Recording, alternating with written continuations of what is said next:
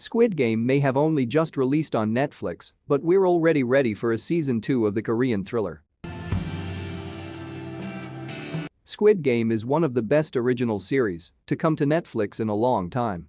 The story of a deadly competition in which 456 people try to win $45.6 billion, $39 million, in a series of life-or-death children's games. The class parable is as devastating to watch as it is addicting, and, should it do well, there's a chance Netflix could greenlight another season of the Korean drama.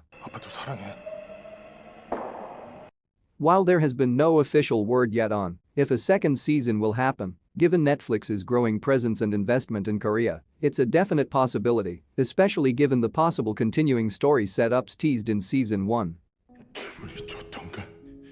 Here are a few directions a Squid Game season 2 could go. International edition. In episode 7, VIPS, we learn that the game we have been watching is not the only one of its kind. One of the men who comes to watch the competition in person mentions that the game in Korea is the best this year, implying that the games are happening all over the world. If Netflix wanted to produce another season of Squid Game, an interesting angle would be to take us to a Squid Game in another country. Season 1 is a Korean production through and through, and its storytelling is based in the country's culture. If the series creator were up for it, it could be interesting to see the same framework critiquing modern capitalism applied to a different country and culture to tell the story in a new, yet interlocking way. Squid Game Season 2. The period piece. We know from Hwang Joon-ho's investigations into the Squid Game that the global gambling ring has been going on for decades, at least as far back as 1988.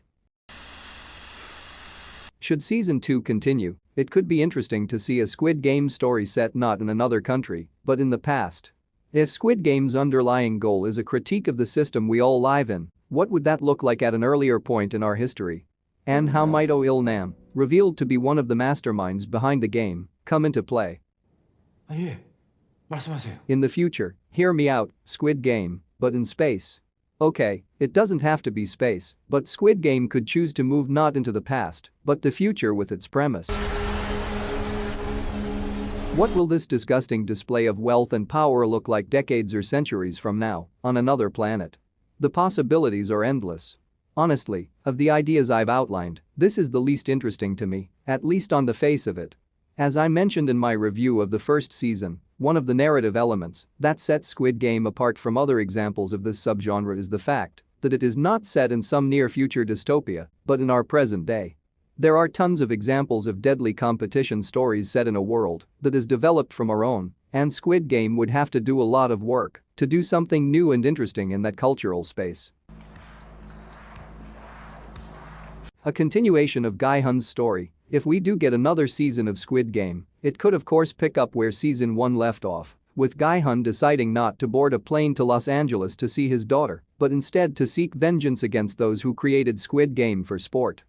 While the first season ties up most of the loose endings, this is a big one to leave hanging.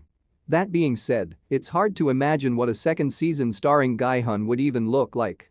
While he now has access to wealth, it isn't comparable to the resources of those who create and play the game. It's hard to imagine what Gi-hun could do to bring down Squid Game because it is part of a larger, corrupt and unequal system. That's kind of the point.